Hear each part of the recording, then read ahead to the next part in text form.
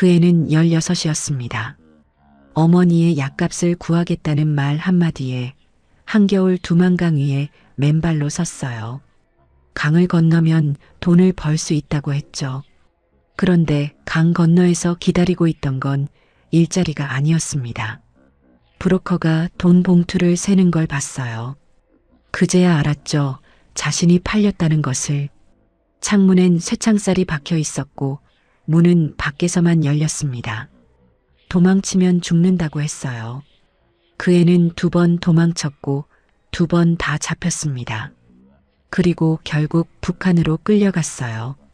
교화소에서 겨우 살아 돌아왔을 때 어머니는 이미 이 세상 사람이 아니었습니다. 지금부터 그 이야기를 시작하겠습니다. 평양의 가다를 찾아주셔서 감사합니다. 구독과 좋아요는 자유를 향해 위험을 감수한 탈북민에게 힘이 됩니다. 그럼 이야기 시작합니다. 저는 함경북도 회령에서 태어났습니다. 아버지는 탄광에서 일하셨고 어머니는 인민학교 앞에서 떡을 팔았어요. 부유하진 않았지만 밥은 먹을 수 있었죠.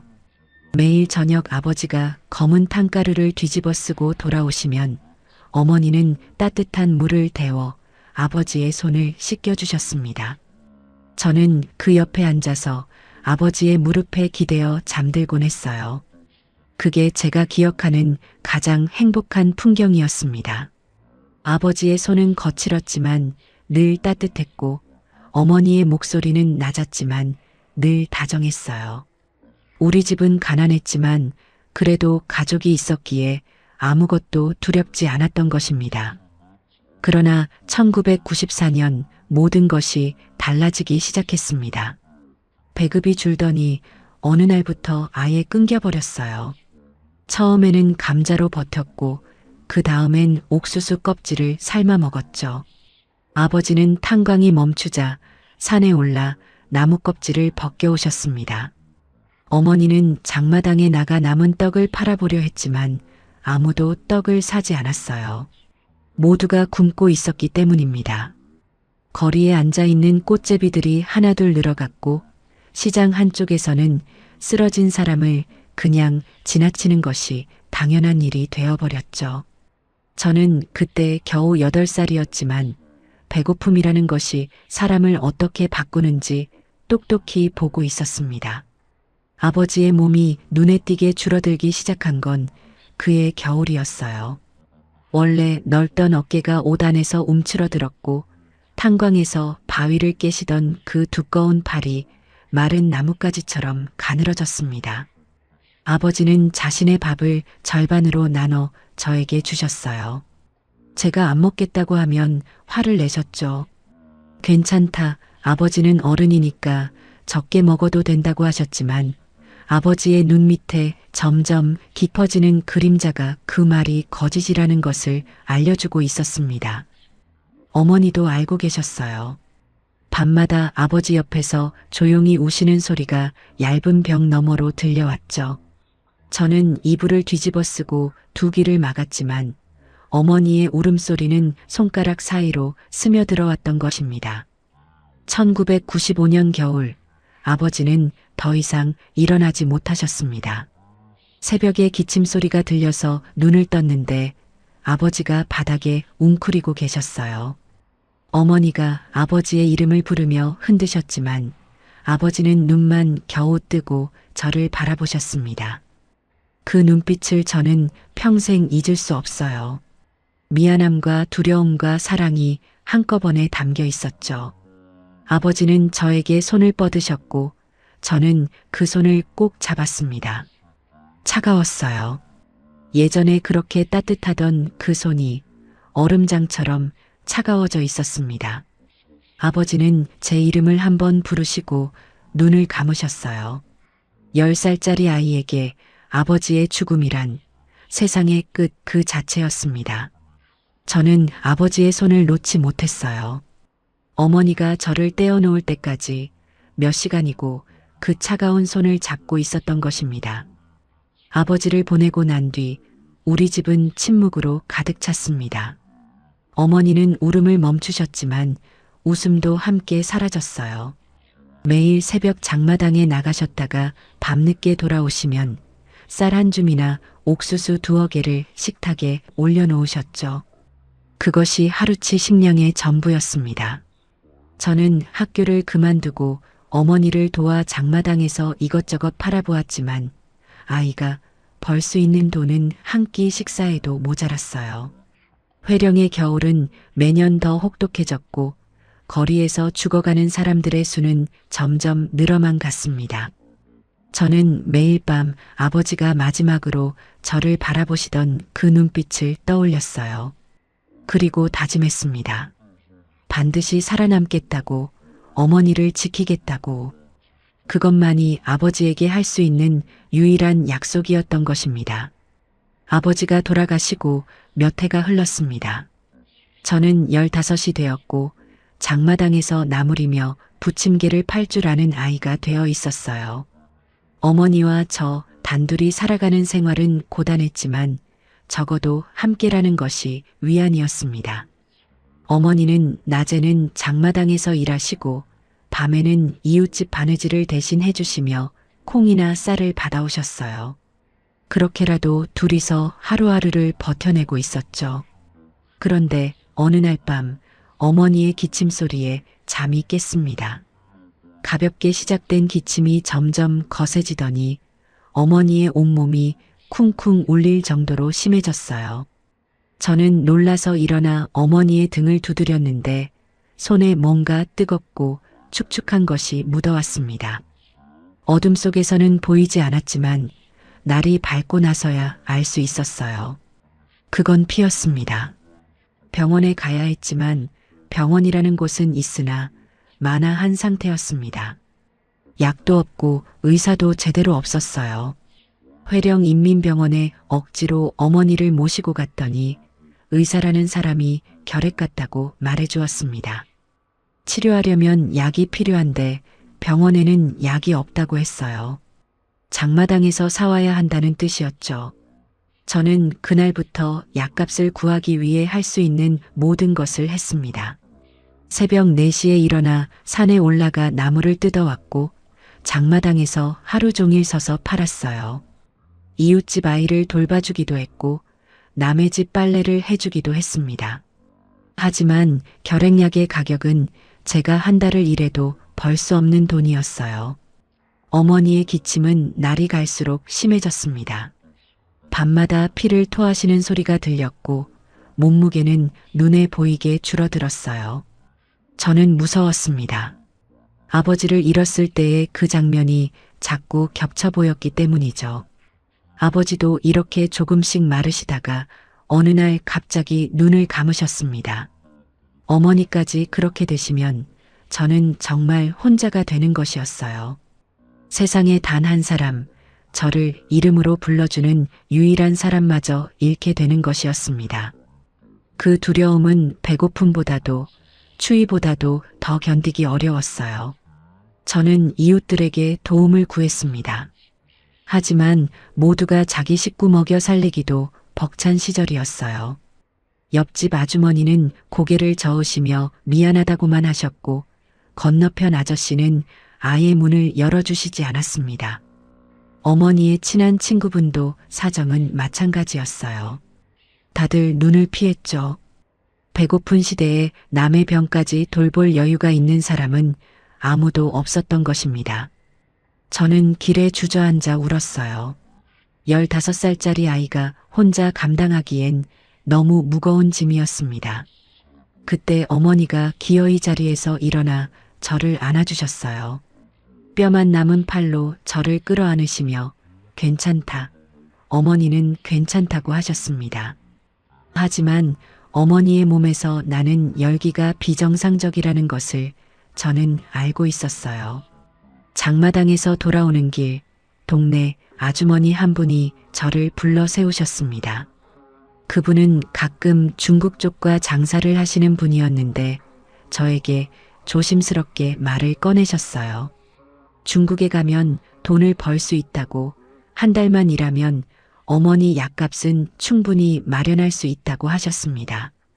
브로커를 소개해 줄 수 있다고도 했어요. 저는 가슴이 뛰었습니다. 중국이라는 곳은 무서웠지만 어머니가 매일 밤 피를 토하시는 것은 더 무서웠어요.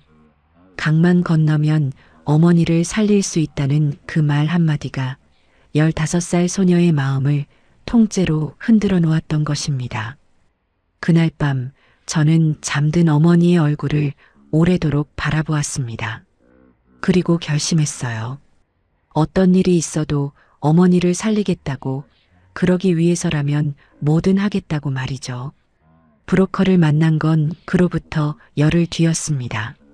장마당 뒷골목의 어두운 구석, 담배를 물고 서 있는 중년 남자가 저를 위아래로 훑어보았어요.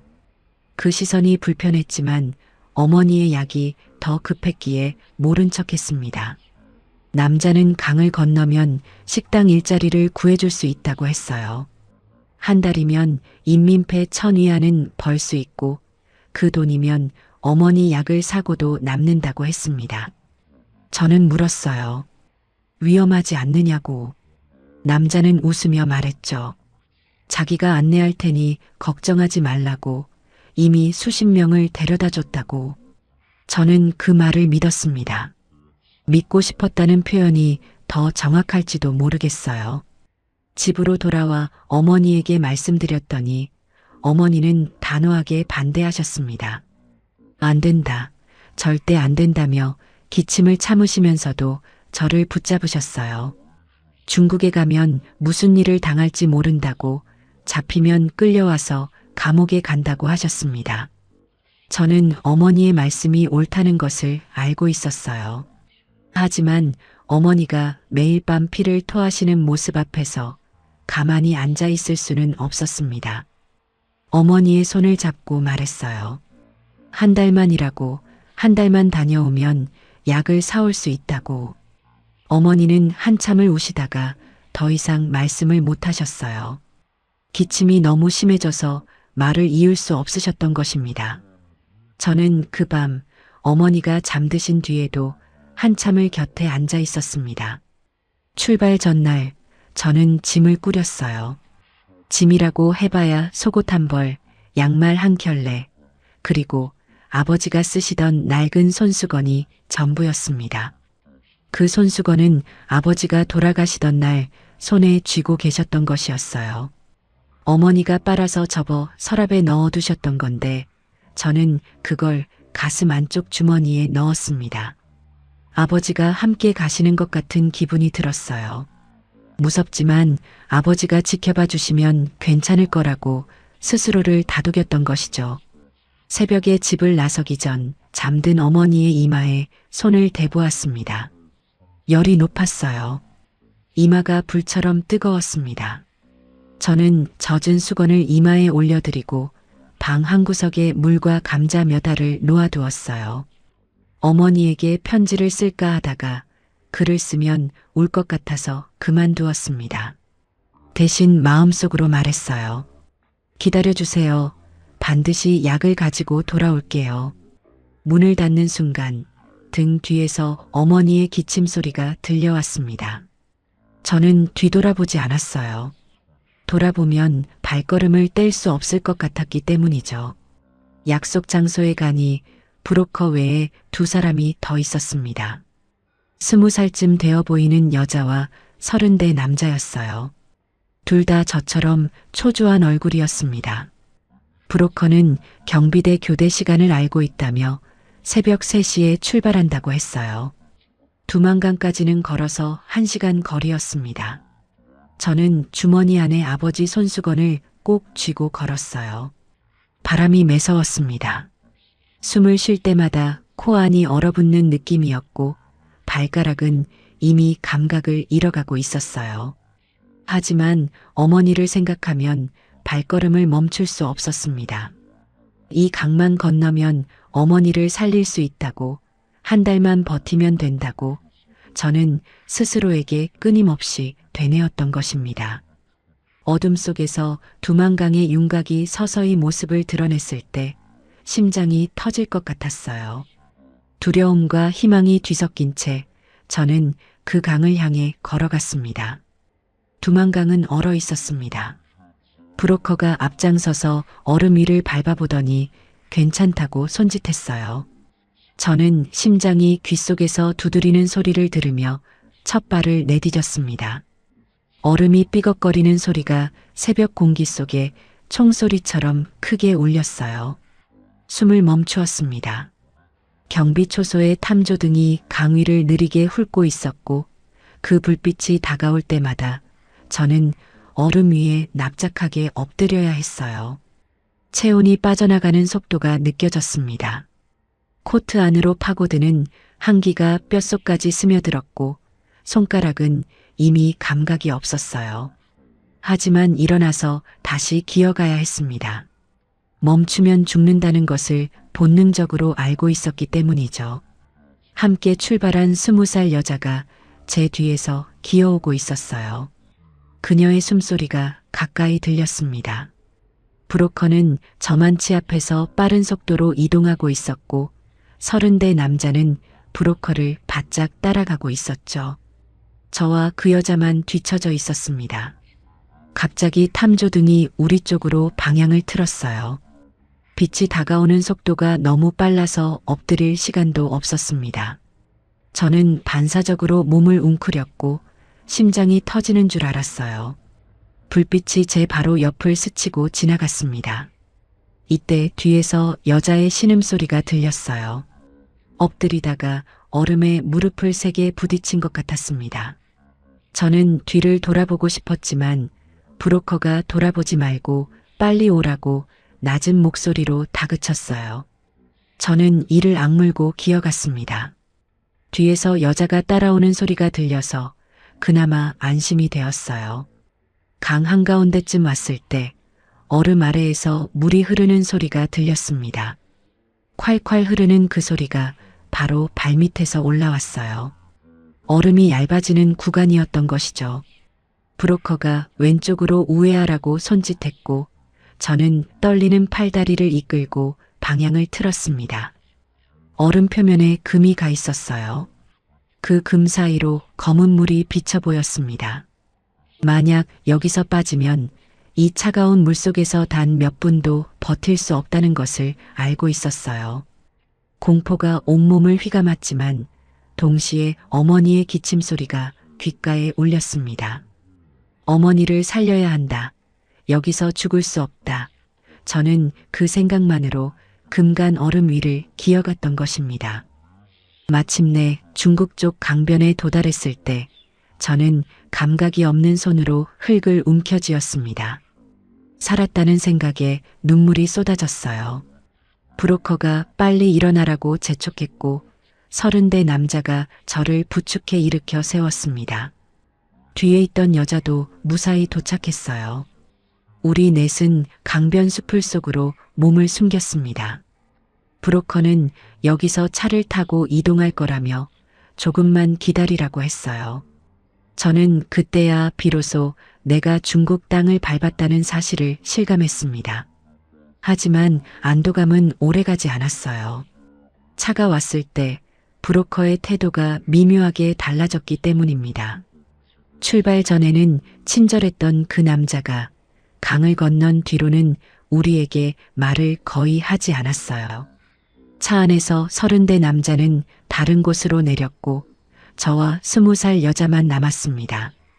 어디로 가는 거냐고 물었더니 브로커는 일자리가 있는 곳이라며 그것뿐이었어요. 창밖으로 낯선 중국 풍경이 지나갔습니다. 한자로 된 간판, 큰 도로, 커다란 건물들. 북한에서는 본 적 없는 것들이었어요. 신기했지만 동시에 불안함이 가슴을 눌렀습니다. 아무것도 모르는 땅에서 말도 통하지 않는 사람들 사이로 가고 있었기 때문이죠. 저는 주머니 안에 아버지 손수건을 꼭 쥐며 한 달만 버티면 된다고 되뇌었습니다.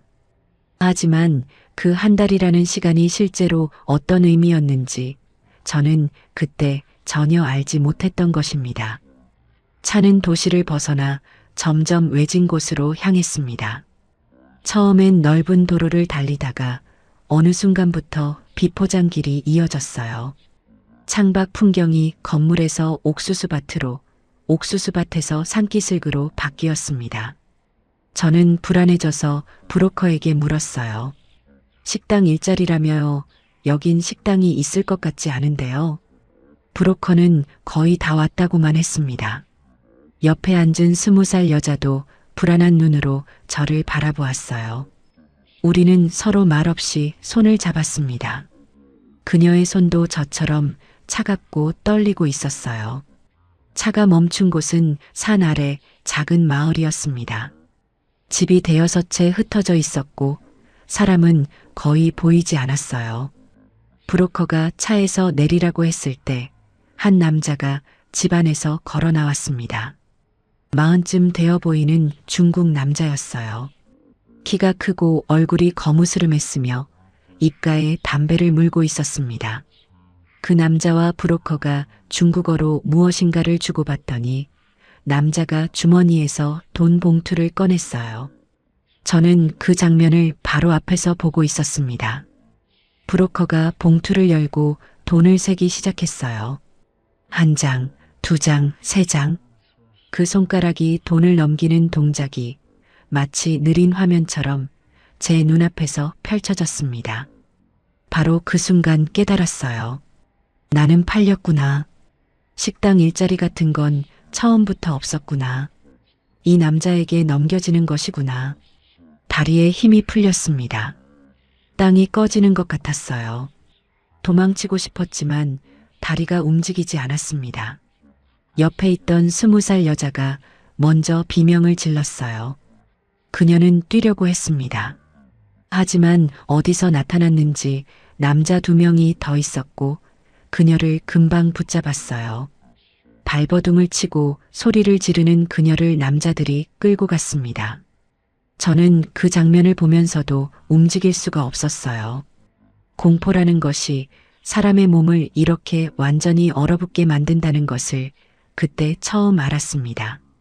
브로커는 돈을 세고 나서 저를 한번 쳐다보았어요. 미안한 표정도 죄책감도 없었습니다. 사무적이고 무심한 눈빛이었어요. 마치 물건을 배달하고 확인 도장을 받는 것 같은 그런 표정이었죠. 중국 남자가 저에게 다가왔습니다. 중국어로 뭔가를 말했지만 한마디도 알아들을 수 없었어요.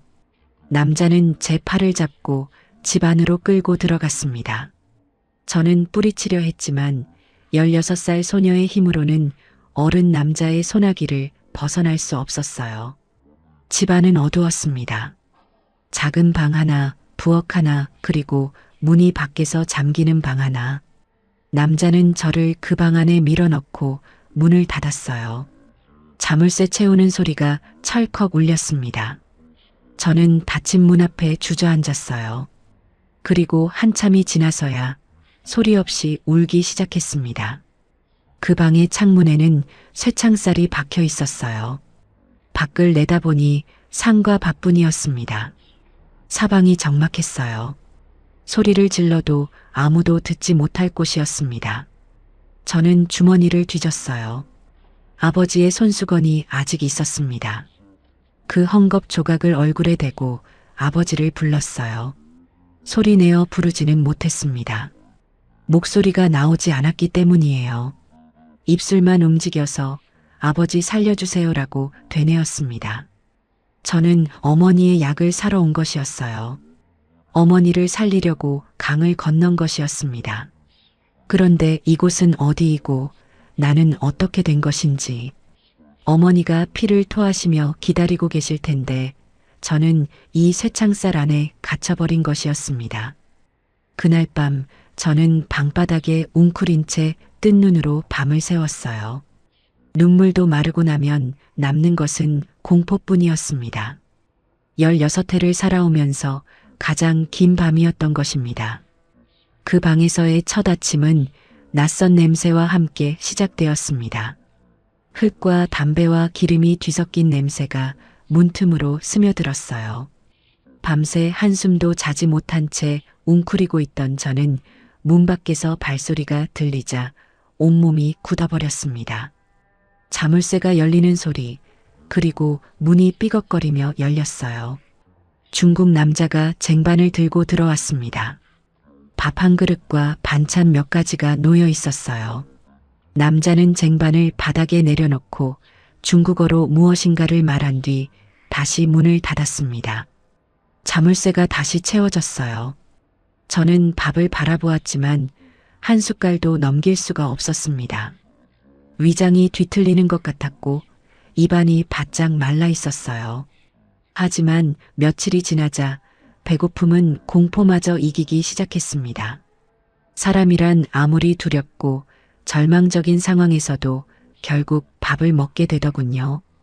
그것이 삶에 대한 집착인지 아니면 그저 몸이 요구하는 본능인지 그때의 저는 구분할 수 없었습니다. 남자는 매일 3번 밥을 가져다 주었어요. 아침, 점심, 저녁. 밥은 충분했습니다. 북한에서 죽과 풀뿌리로 연명하던 것에 비하면 따뜻한 쌀밥에 고기 반찬까지 있었으니 아이러니하게도 배는 부르게 먹을 수 있었어요. 하지만 그 밥의 의미를 저는 알고 있었습니다. 짐승에게 먹이를 주는 것과 다르지 않았어요. 저를 건강하게 유지시키기 위한 것이었죠.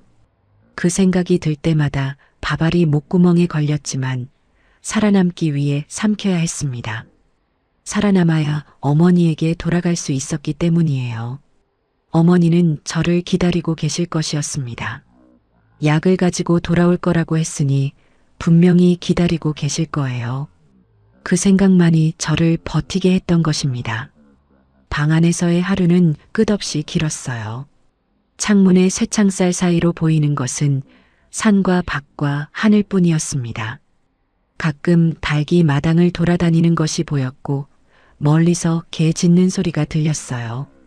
사람의 목소리는 거의 들리지 않았습니다. 이 마을에 사람이 얼마나 사는 것인지도 알 수 없었어요. 저는 하루 종일 창가에 앉아 밖을 바라보았습니다. 해가 뜨고 지는 것을 보며 하루가 갔다는 것을 확인했어요. 그것만이 시간을 가늠할 수 있는 유일한 방법이었습니다. 벽에 손톱으로 금을 그어 날짜를 세기 시작했어요. 1, 2, 3. 금이 늘어갈수록 절망도 함께 늘어갔습니다. 밤이 가장 두려웠어요. 남자가 술을 마시는 밤이면 방 밖에서 무거운 발소리가 오락가락했습니다. 자물쇠가 딸깍거리는 소리가 들릴 때마다 심장이 멎는 것 같았어요.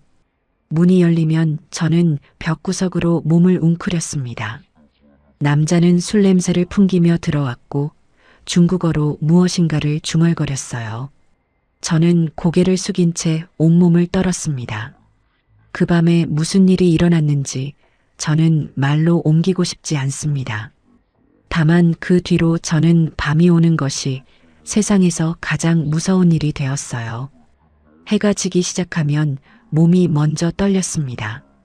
해가 산 뒤로 넘어가는 그 순간부터 저는 사람이 아닌 무엇인가로 변해갔어요.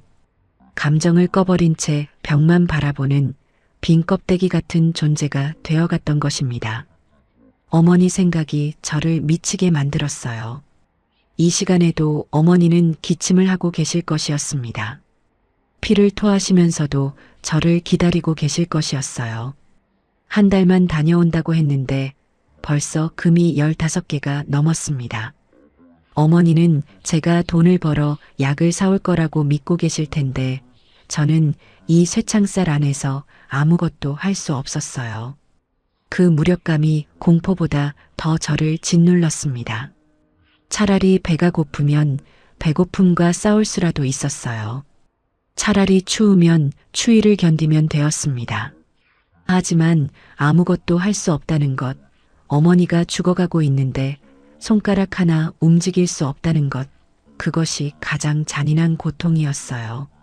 저는 밤마다 아버지의 손수건을 가슴에 품고 잠들려 했습니다. 잠이 오지 않는 밤이 대부분이었지만 가끔 기진맥진하여 잠든 밤에는 어머니 꿈을 꾸었어요. 어머니가 웃으시는 꿈, 어머니가 저를 안아주시는 꿈. 그리고 꿈에서 깨면 쇠창살 사이로 새벽빛이 들어오고 다시 하루가 시작되는 것이었습니다. 그 반복이 저를 천천히 죽이고 있었어요. 벽에 새긴 금이 28개가 되던 날, 저는 도망치기로 결심했습니다. 한 달 가까이 남자의 생활 패턴을 관찰해 왔어요. 남자는 매주 2번, 이른 아침에 트럭을 몰고 어딘가로 나갔습니다. 보통 해질녘에 돌아왔는데 그 사이에 문은 바깥에서 잠겨 있었어요. 하지만 저는 한 가지를 발견했습니다. 창문의 쇠창살 중 하나가 녹이 심하게 슬어서 흔들리고 있었어요. 매일 조금씩 남자가 밖에 나간 사이에 그 쇠창살을 앞뒤로 흔들었습니다. 손가락에 피가 나고 손톱이 깨졌지만 포기할 수 없었어요. 20번째 금을 넘기던 날부터 시작했으니 여드레를 매달린 셈이었죠. 그리고 그날 아침 쇠창살이 마침내 빠졌습니다. 남자가 트럭을 몰고 나간 것을 확인하고 저는 창문 틈으로 몸을 밀어 넣었어요. 16살이었지만 한 달 가까이 제대로 움직이지 못해서 몸이 더 작아진 상태였습니다. 어깨가 쇠창살 틈에 걸렸지만 이를 악물고 비틀어 빠져나왔어요. 옷이 찢어지고 어깨에서 피가 났지만 아프지 않았습니다. 아드레날린이 온몸을 지배하고 있었기 때문이에요. 맨발이었습니다. 신발은 남자가 치워두었기에 찾을 수 없었어요. 마당의 흙바닥을 밟는 순간 차가운 흙의 감촉이 발바닥에 전해졌습니다. 하지만 돌아볼 여유가 없었어요. 저는 무작정 달렸습니다. 어디로 가야 하는지 몰랐어요.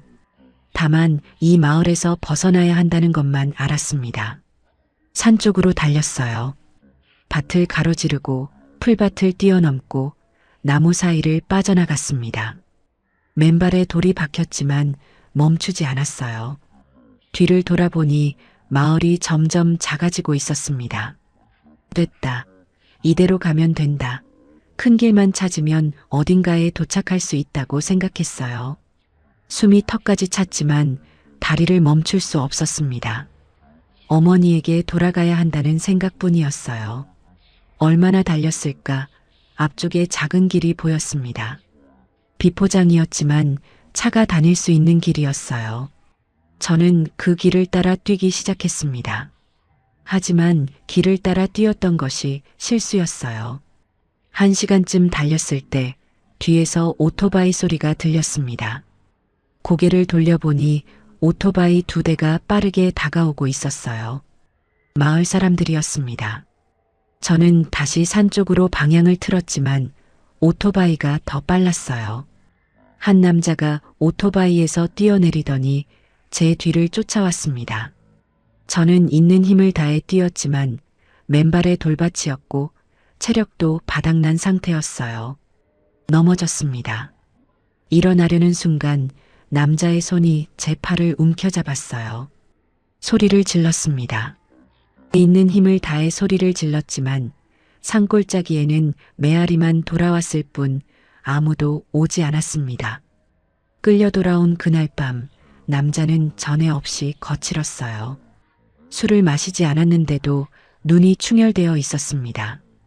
중국어로 고함을 지르며 저를 방 안에 밀어 넣었어요. 그리고 시작된 것은 주먹이었습니다. 얼굴, 몸, 팔, 다리. 어디를 맞는지도 구분되지 않았어요.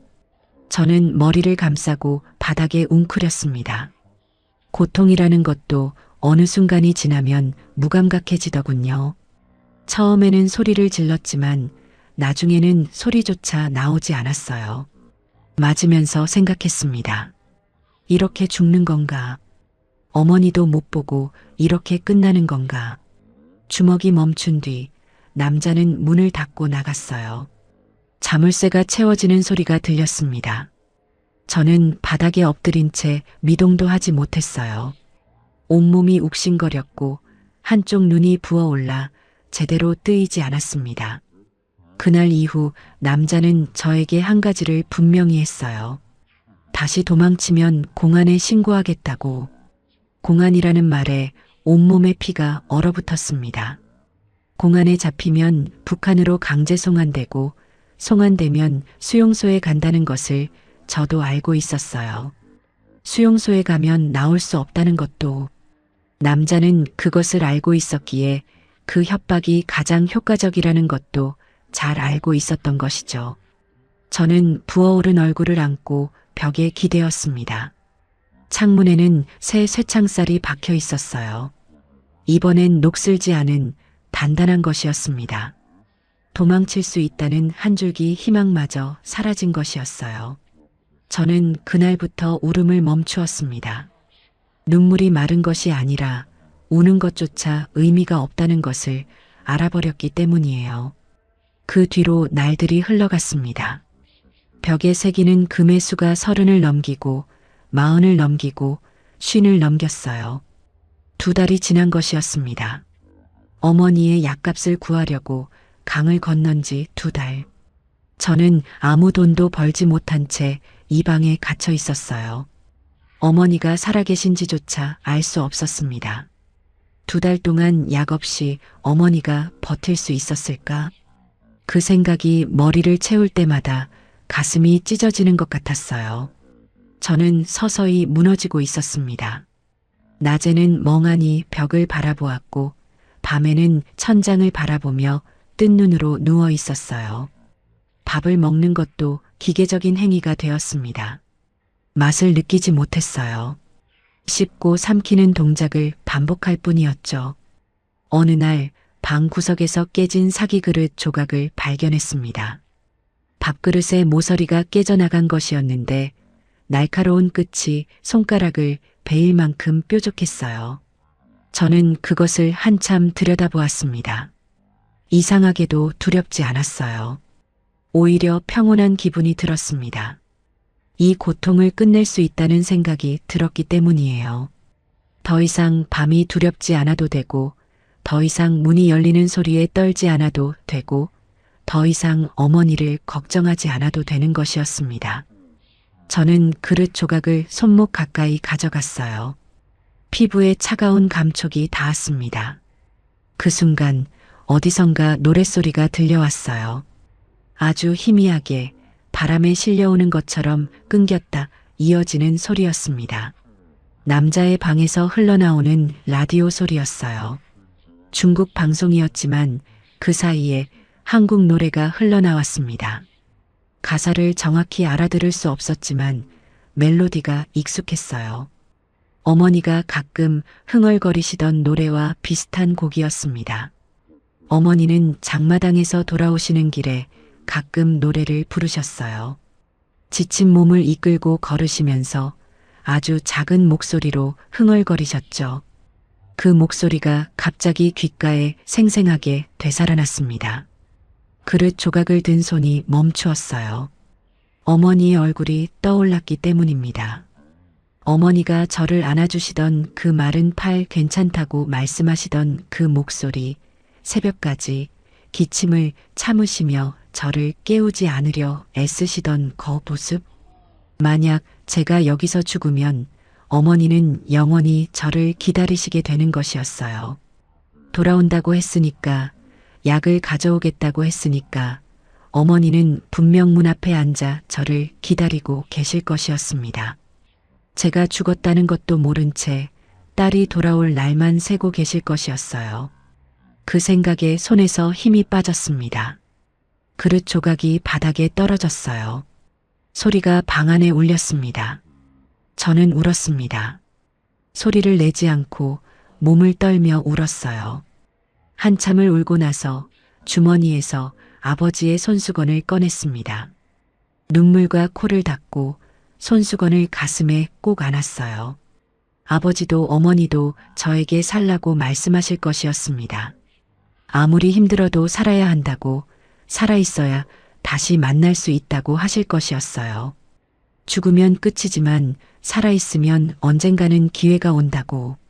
저는 그릇 조각을 집어 방 구석 멀리 던져버렸습니다. 그리고 다짐했어요. 죽지 않겠다고. 어떤 일이 있어도 살아남아서 어머니에게 돌아가겠다고. 이 방에서 나갈 방법을 반드시 찾겠다고. 라디오에서 흘러나오던 노래는 이미 끝나 있었지만 그 멜로디는 제 가슴 안에 남아 있었습니다. 어머니의 흥얼거림처럼 작지만 분명하게 울리고 있었던 것입니다. 그날 이후 저는 달라졌습니다. 겉으로는 아무 변화가 없었어요. 여전히 밥을 먹고 벽을 바라보고 남자가 시키는 대로 했습니다. 하지만 안에서는 완전히 다른 사람이 되어 있었어요. 도망치겠다는 결심을 다시 한 뒤로 모든 것을 관찰하기 시작했습니다. 남자가 집을 비우는 시간, 마을 사람들의 동선, 문과 창문의 구조, 밖의 지형. 첫 번째 도망에서 실패한 이유를 곱씹었어요. 길을 따라 뛴 것이 잘못이었습니다. 오토바이로 쫓아오기 쉬웠기 때문이죠.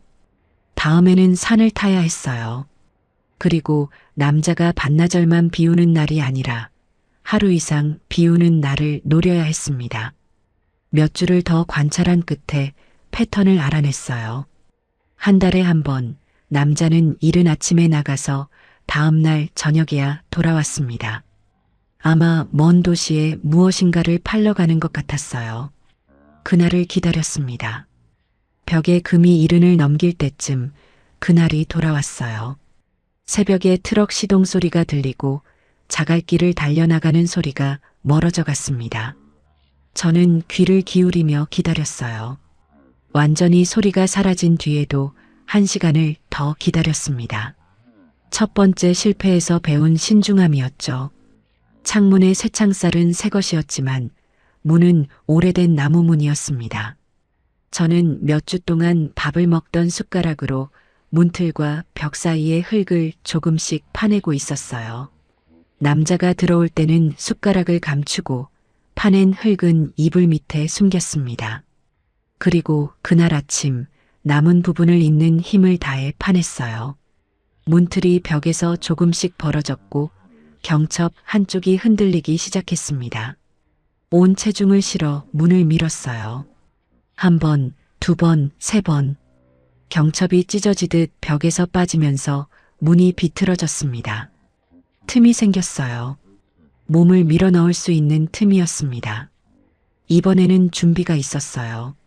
며칠 동안 밥을 조금씩 남겨 말려둔 주먹밥 몇 개를 5단에 넣었고 남자가 쓰다 버린 헌 고무신을 하나 발견해 숨겨두었습니다. 한 짝뿐이었지만 맨발보다는 나았어요. 그리고 가장 중요한 것, 방향을 정해두었습니다. 첫 번째 도망 때 길을 따라 뛴 것이 실패의 원인이었으니 이번에는 산을 타서 반대 방향으로 가기로 했어요. 마을에서 보이는 가장 높은 산을 넘으면 그 너머에 큰 마을이나 도시가 있을 것이라고 짐작했습니다. 문틈으로 빠져나온 저는 이번에는 뛰지 않았어요. 최대한 조용히 마을 뒷산으로 올라갔습니다.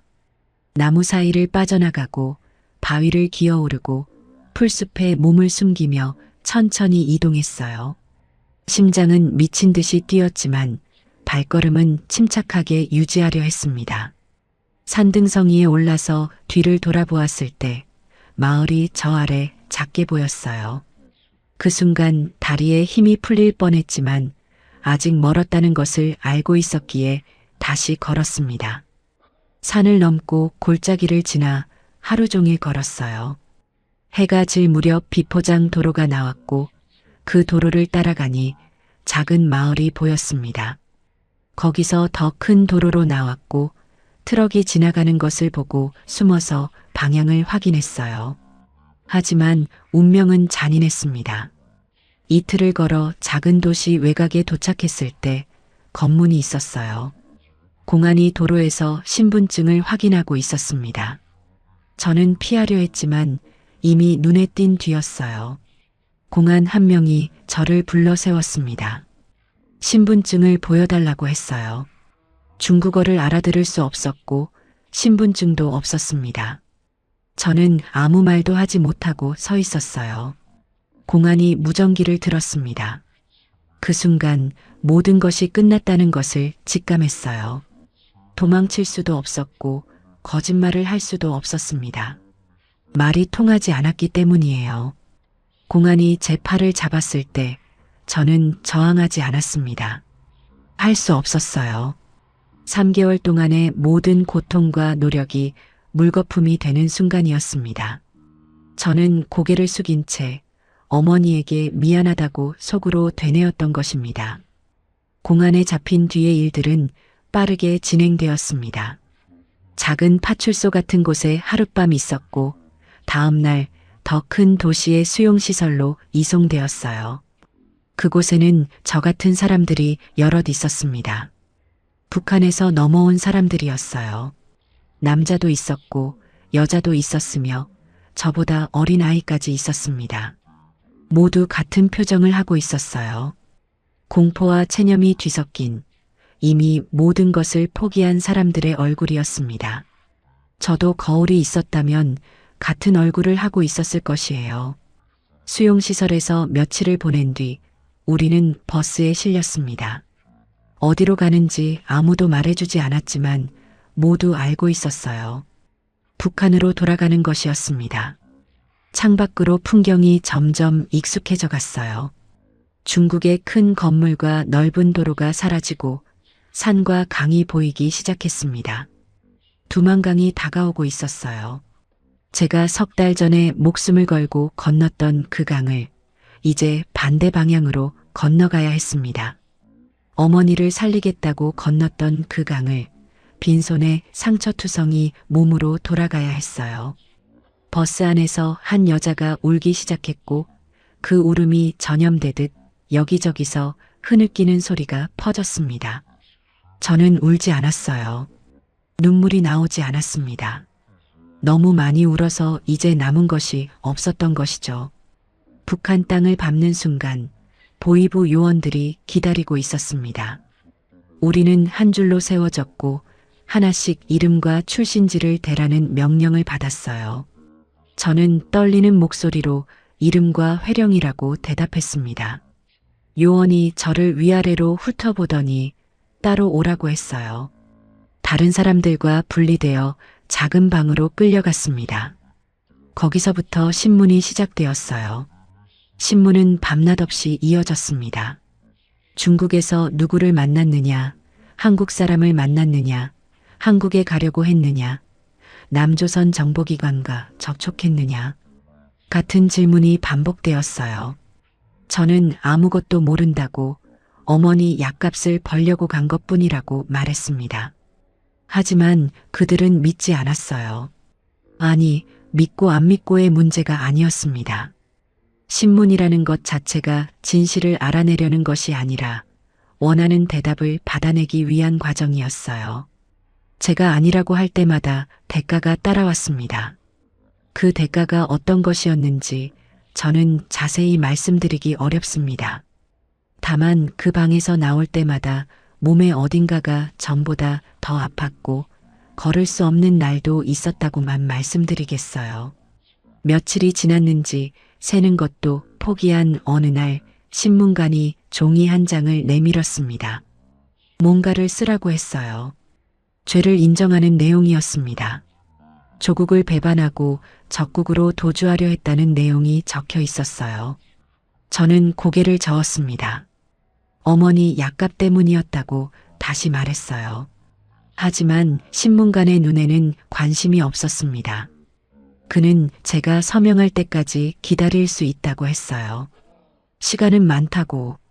그 말이 의미하는 것을 저는 온몸으로 알고 있었습니다. 결국 저는 서명했어요. 글씨를 쓸 수 없을 만큼 손이 떨려서 이름이 제대로 쓰여졌는지도 모르겠습니다. 서명을 하는 순간 마지막 남은 자존심마저 무너져 내리는 것 같았어요. 서명 후 저는 호송차에 실렸습니다. 어디로 가는지는 물어볼 필요도 없었어요. 교화소였습니다. 호송차 안에서 저는 아버지의 손수건을 꺼내려 했지만 신문 과정에서 소지품을 모두 빼앗긴 뒤였습니다. 아버지의 마지막 흔적, 저를 살려준 그 손수건마저 잃어버린 것이었어요.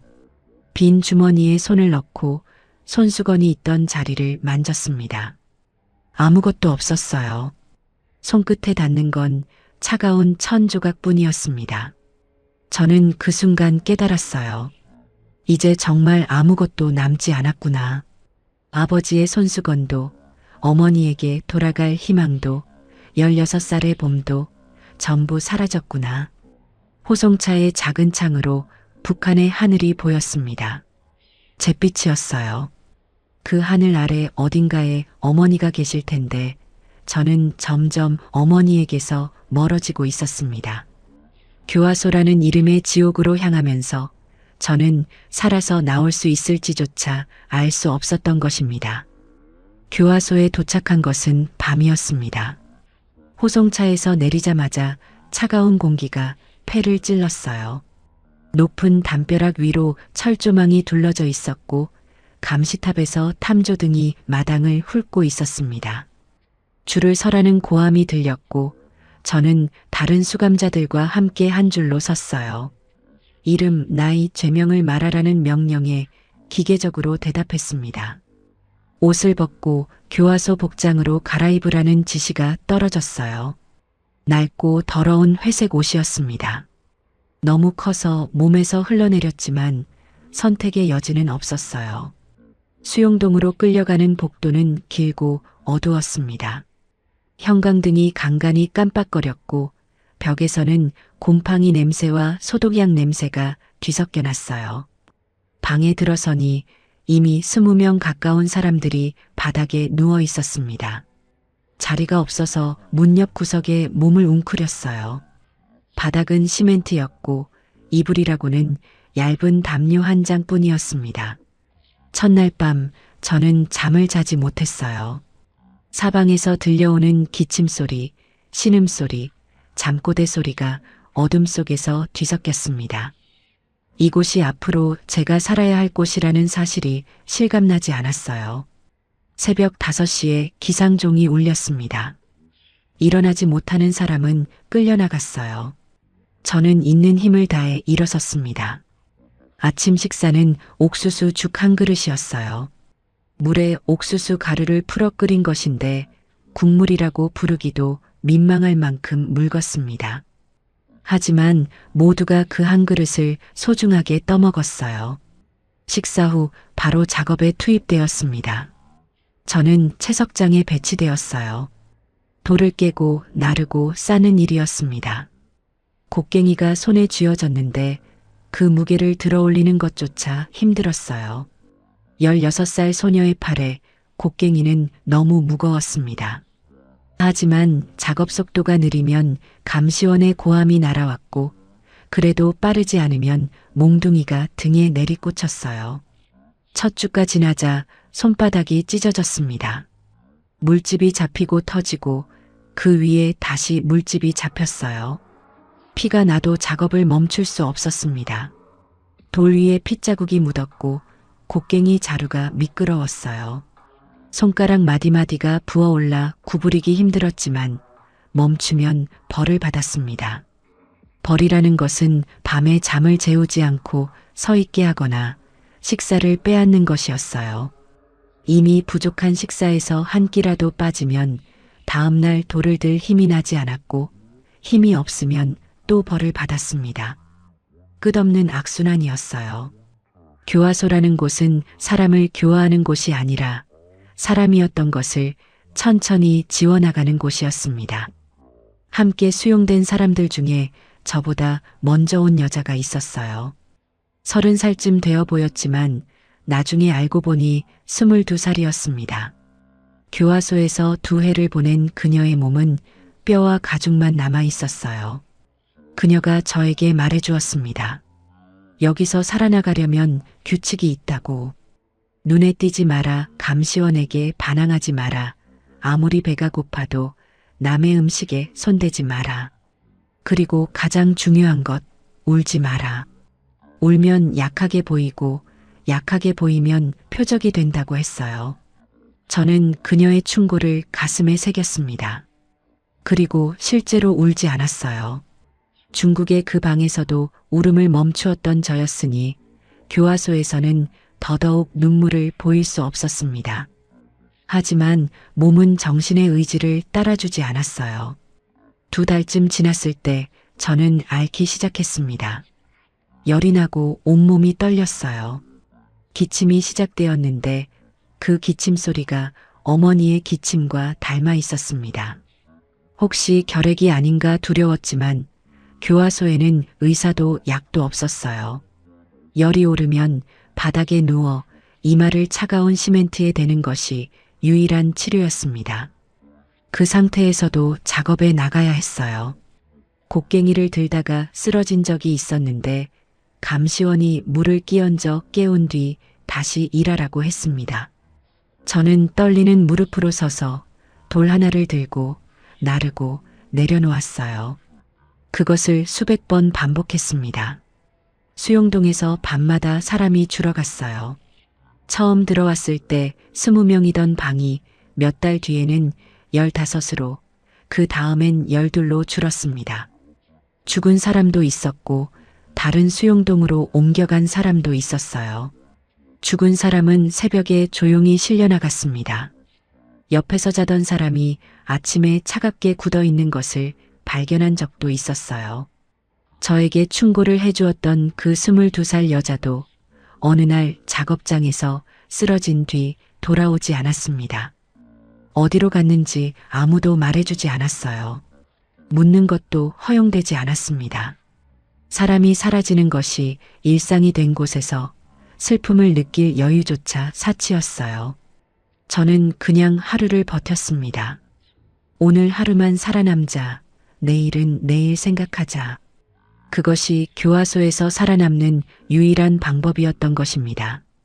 교화소에서 보낸 시간이 정확히 얼마인지 저는 모릅니다. 벽에 금을 새길 여유도 없었고 날짜를 세는 것 자체가 무의미했어요.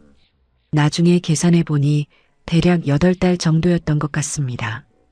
어느 날 감시원이 제 이름을 불렀어요.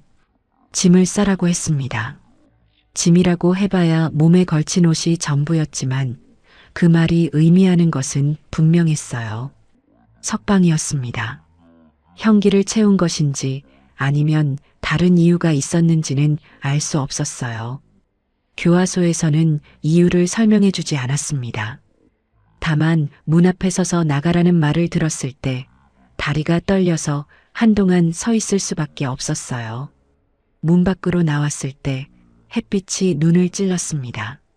8달 동안 채석장에 먼지 낀 하늘만 보다가 맑은 하늘 아래 선이 눈이 적응하지 못했어요.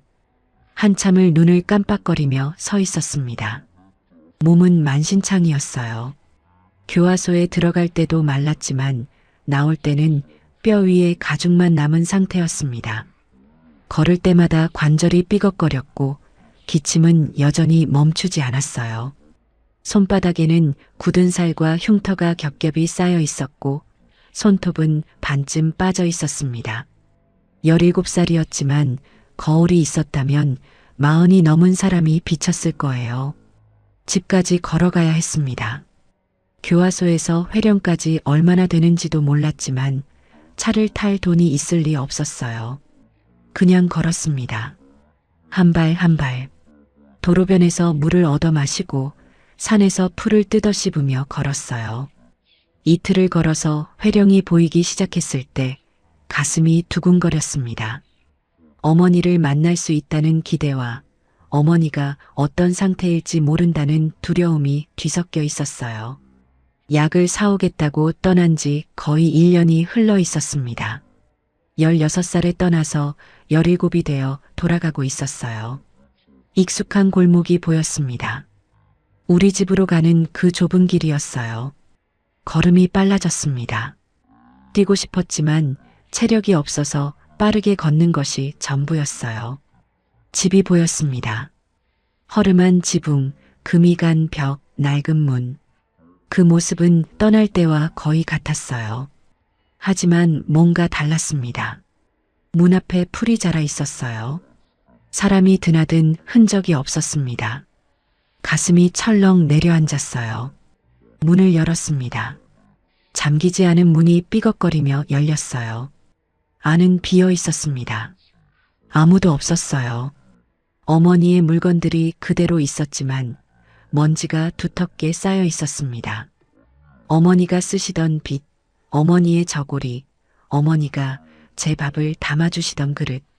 모두 제자리에 있었지만 주인은 없었어요. 방 한구석에 어머니의 이불이 곱게 개켜져 있었습니다. 누군가 정리해 놓은 것이었어요. 저는 그 이불 앞에 무릎을 꿇었습니다. 그리고 이불을 끌어안았어요. 어머니의 냄새가 희미하게 남아 있었습니다.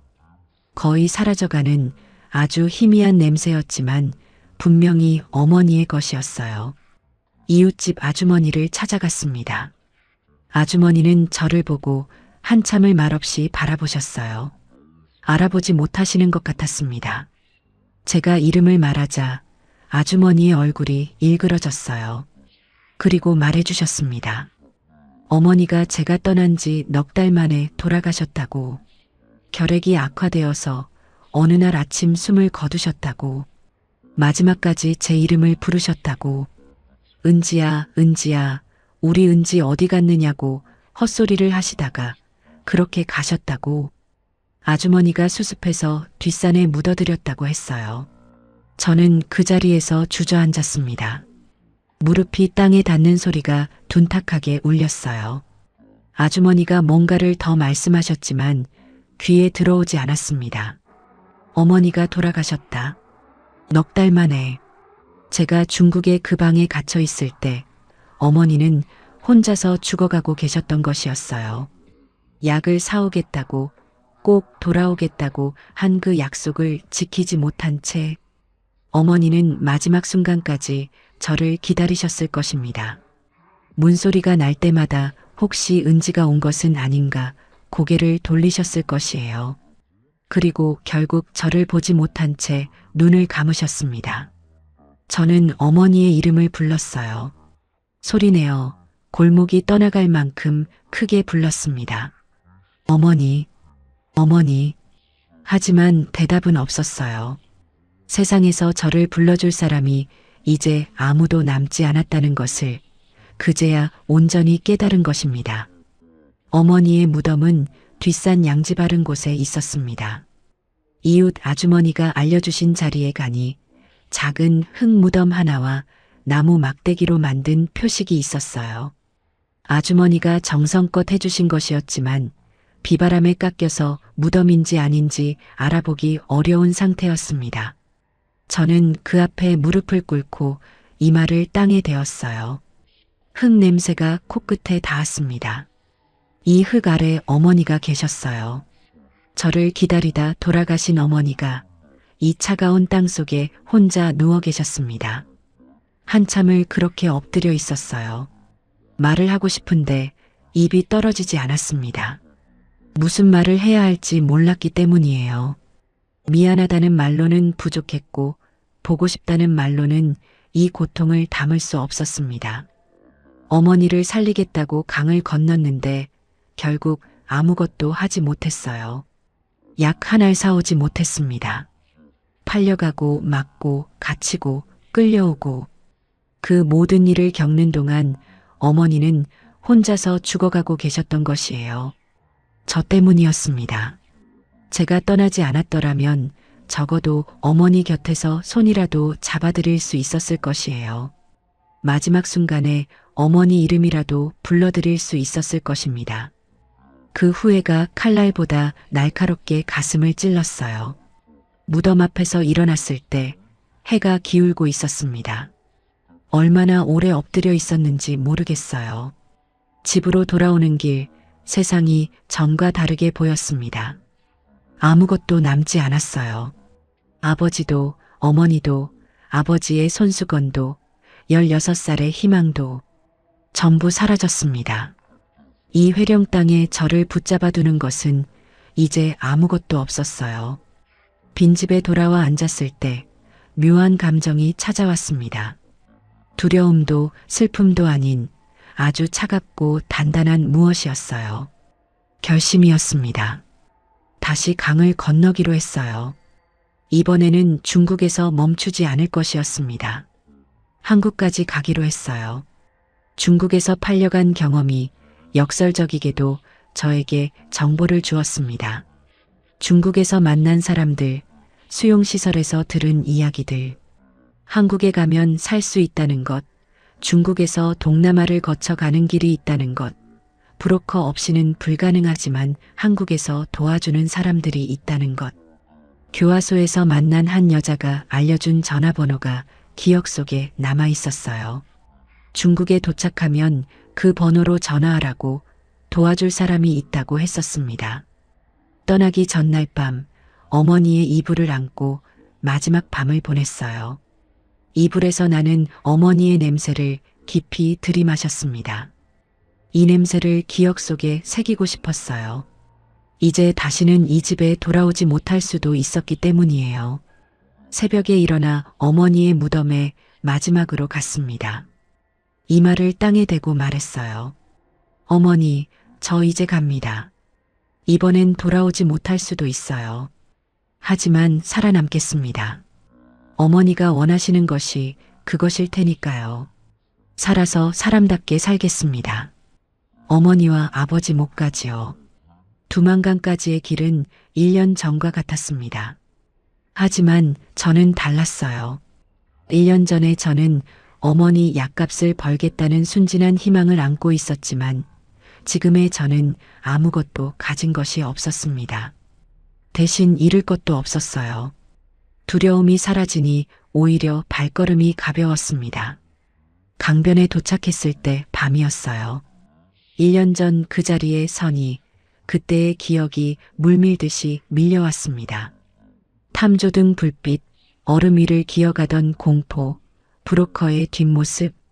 하지만 이번에는 브로커가 없었어요. 혼자였습니다.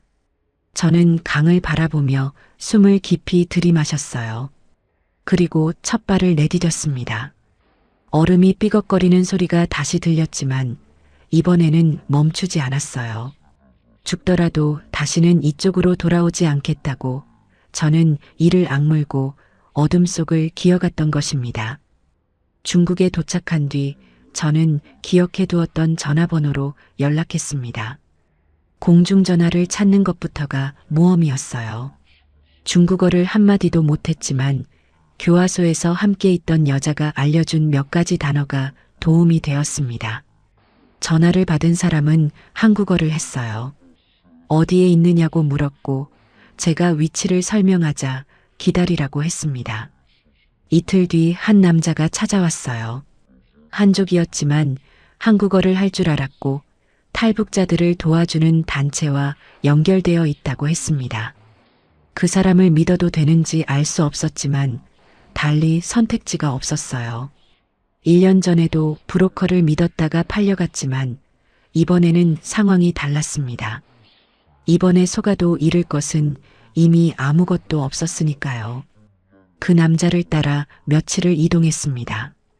기차를 타고 버스를 타고 걸었어요. 큰 도시를 지나고 작은 마을을 지났습니다. 중국은 넓었어요. 끝이 없을 것처럼 넓었습니다. 도시마다 공안이 있었고 건문이 있었어요. 그때마다 남자는 저를 숨겨주었습니다. 트럭 짐칸에 숨거나 창고에서 밤을 보내거나 다른 사람의 집 지하실에서 며칠씩 기다렸어요. 한 번은 기차역에서 공안이 지나가는 것을 보고 화장실에 숨은 적도 있었습니다. 심장이 터질 것 같았지만 중국의 그 방에서 배운 것이 하나 있었어요. 공포 속에서도 숨을 죽이고 버티는 법이었습니다. 중국 남부에 도착했을 때 그곳에서 다른 탈북자 3명을 만났어요. 2명은 저보다 나이가 많은 여자였고 1명은 25살의 남자였습니다. 우리 넷은 함께 동남아 루트로 탈출하기로 했어요. 중국에서 라오스 국경을 넘고 라오스를 거쳐 태국으로 가면 한국 대사관에 도움을 요청할 수 있다는 것이었습니다. 말로 하면 간단하지만 실제로는 목숨을 건 여정이었어요. 국경을 넘는 것 자체가 불법이었고 잡히면 다시 중국으로 강제 송환될 수 있었습니다. 라오스 국경을 넘은 것은 한밤중이었어요. 산길을 걸어서 넘었습니다. 안내인이 1명 있었는데 라오스 사람이었어요. 말은 통하지 않았지만 손짓으로 따라오라고 했습니다. 산은 가팔랐고 길은 보이지 않았어요. 나뭇가지에 긁히고 바위에 걸려 넘어지며 어둠 속을 더듬어 올라갔습니다. 숨이 턱까지 찼지만 멈출 수 없었어요. 뒤처지면 길을 잃는다는 것을 알고 있었기 때문이죠. 국경을 넘은 뒤부터가 진짜 지옥이었습니다. 라오스의 정글은 제가 상상했던 것과 전혀 달랐어요. 덥고 습했습니다. 북한의 겨울 추위와는 정반대의 고통이었어요. 공기 자체가 물처럼 무거웠고 숨을 쉴 때마다 폐가 짓눌리는 것 같았습니다. 땀이 쉴 새 없이 흘러내렸고 옷은 하루 종일 젖어 있었어요. 벌레가 끊임없이 달려들었습니다. 모기, 거머리, 이름 모를 벌레들이 살을 물어뜯었어요. 긁으면 상처가 나고 상처가 골맞습니다. 정글 안에 물을 마시면 배탈이 났지만 마시지 않으면 탈수로 쓰러질 수밖에 없었어요. 함께 걷던 25살 남자가 사흘째 되는 날 쓰러졌습니다. 말라리아 증상이었어요. 고열에 시달리며 몸을 떨었습니다. 우리는 그를 부축해서 걸었지만 점점 더 움직일 수 없게 되어 갔어요. 안내인은 빨리 가야 한다며 재촉했습니다. 이 근처에 라오스 국경 경비대가 순찰하기 때문이라고 했어요. 남자를 두고 갈 수 없었지만 모두가 잡히면 아무도 살 수 없었습니다. 결국 남자가 먼저 말했어요. 자기를 두고 가라고. 자기 때문에 다 잡히면 안 된다고. 뜨거운 열에 들떠 있으면서도 그런 말을 하는 그의 눈이 또렷했습니다. 저는 그 눈을 바라보며 1년 전에 제 모습을 보았어요. 죽을 수도 있다는 것을 알면서 남을 위해 포기하는 것. 그것이 이 길 위에서 너무 많이 본 풍경이었습니다. 우리는 남자를 길 옆에 눕히고 물과 음식을 남겨두었어요. 안내인이 뒤에 오는 다른 팀에게 연락해서 데려가게 하겠다고 했지만 그 말을 얼마나 믿을 수 있을지 알 수 없었습니다. 남자에게 마지막으로 고개를 숙였어요. 그는 가라고 손짓했습니다. 저는 돌아서서 걸었어요. 뒤를 돌아보지 않으려 했지만 몇 걸음을 가다 결국 돌아보았습니다. 남자가 나무에 기대어 눈을 감고 있었어요. 그 모습이 가슴에 못처럼 박혔습니다. 저는 다시 앞을 보고 걸었어요. 정글의 나무들이 끝없이 이어졌습니다. 태국 국경까지 아직 며칠이 남아 있었고 살아서 도착할 수 있을지는 아무도 알 수 없었던 것입니다. 정글을 빠져나온 것은 출발한 지 열흘째 되던 날이었습니다. 나무 사이로 포장도로가 보이는 순간 다리에 힘이 풀려 그 자리에 주저앉았어요. 함께 걷던 두 여자도 마찬가지였습니다. 셋 다 말없이 땅에 주저앉아 한참을 숨만 쉬었어요. 살아서 나왔구나. 그 한마디를 하기 위해 사용할 힘조차 남아있지 않았습니다. 옷은 찢어지고 더러웠으며 벌레에 물린 상처가 곳곳에서 골마 있었어요. 몸무게는 정글에 들어가기 전보다 또 줄어 있었습니다. 하지만 살아 있었어요. 그것만으로 충분했습니다. 태국 국경을 넘은 뒤 안내인이 알려준 곳으로 향했어요. 작은 마을의 한 집이었는데 그곳에서 또 다른 사람이 우리를 기다리고 있었습니다. 한국어를 하는 사람이었어요. 그는 우리에게 밥을 주고 씻을 물을 주고 잠잘 곳을 마련해 주었습니다. 따뜻한 밥을 먹는데 눈물이 났어요. 중국에서 팔려갔을 때도 밥은 먹었지만 그때의 밥은 사육당하는 기분이었습니다. 이 밥은 달랐어요. 누군가가 저를 사람으로 대해주고 있다는 느낌이 밥 한 숟갈에 담겨 있었습니다. 그 따뜻함이 얼어붙었던 무엇인가를 녹였고 저는 밥그릇을 안은 채 한참을 울었어요. 태국에서의 시간은 기다림이었습니다. 한국 대사관에 연락이 닿았고 서류 절차가 진행되었어요. 며칠이 걸릴지 몇 주가 걸릴지 아무도 정확히 말해주지 않았지만 한국에 갈 수 있다는 사실 하나가 모든 것을 견디게 했습니다. 대사관 직원이 찾아와 간단한 면담을 했어요. 이름, 출생지, 탈북 경위. 저는 회령에서 태어났고 아버지는 굶어 돌아가셨고 어머니는 결핵으로 돌아가셨고 어머니 약값을 벌려고 강을 건넜다가 팔려갔고 강제 송환되어 교화소에 갔다가 다시 탈북했다고 말했습니다. 담담하게 말하려 했지만 어머니가 돌아가셨다는 부분에서 목소리가 떨렸어요.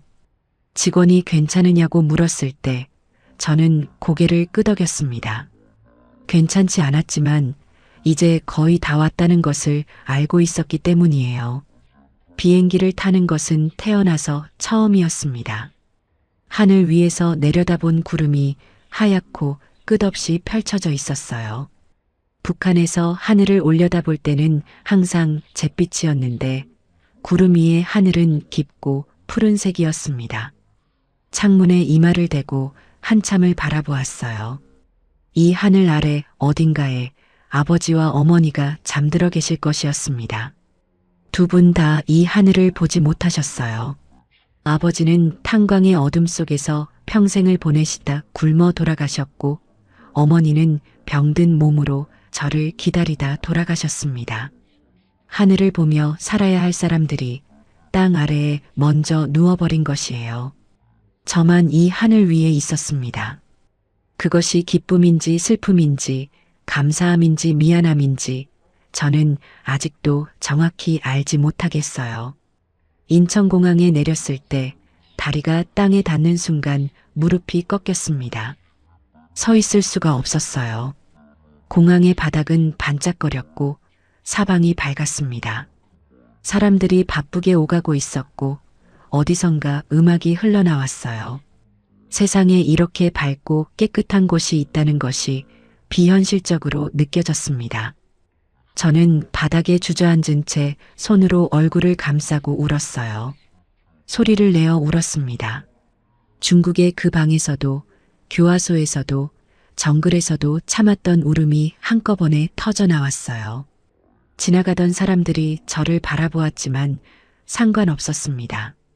멈출 수가 없었어요. 어머니에게 약을 사다 주겠다고 했던 16살 소녀가 이 자리에 오기까지 잃어버린 것들이 너무 많았습니다. 아버지를 잃었고 어머니를 잃었어요. 아버지의 손수건을 잃었고 16살의 봄을 잃었습니다.